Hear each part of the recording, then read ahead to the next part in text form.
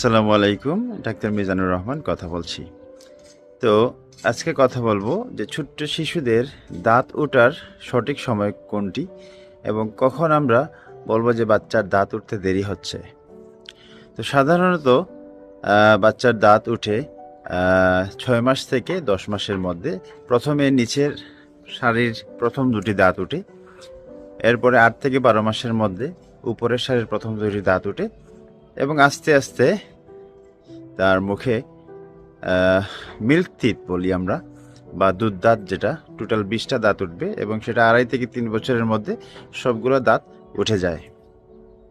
এখন কখন আমরা বলবো যে দাঁত উঠতে দেরি হচ্ছে?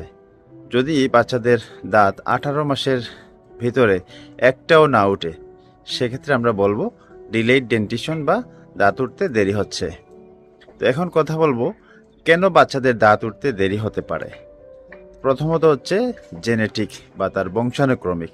যদি মা বাবার দাঁত উঠতে দেরি হয়, বাচ্চার দাঁত একটু দেরিতে উঠতে পারে। এবং এরপরে হচ্ছে যদি ভিটামিন ডি স্বল্পতা থাকে, ক্যালসিয়াম ঘাটতি থাকে, তারপরে যদি তার পুষ্টিহীনতা থাকে, অনেক সময় হরমোনাল সমস্যা, থাইরয়েডের সমস্যা থাকতে পারে, এগুলোর জন্য দাঁত উঠতে দেরি হতে পারে। তো কারো দাঁত উঠতে যদি 18 মাসের বেশি দেরি হয়ে যায়, সেক্ষেত্রে দ্রুত চিকিৎসকের পরামর্শ নিতে হবে এবং দেখতে হবে তার আসলে সমস্যা কোন জায়গায়, এবং সেই অনুপাতে চিকিৎসা দিতে হবে। এর আগে আপনারা আতঙ্কিত হওয়ার কোনো কারণ নেই। সাধারণত বেশিরভাগ ক্ষেত্রে 18 মাসের মধ্যেই দাঁত ওঠা শুরু হয়ে যায়।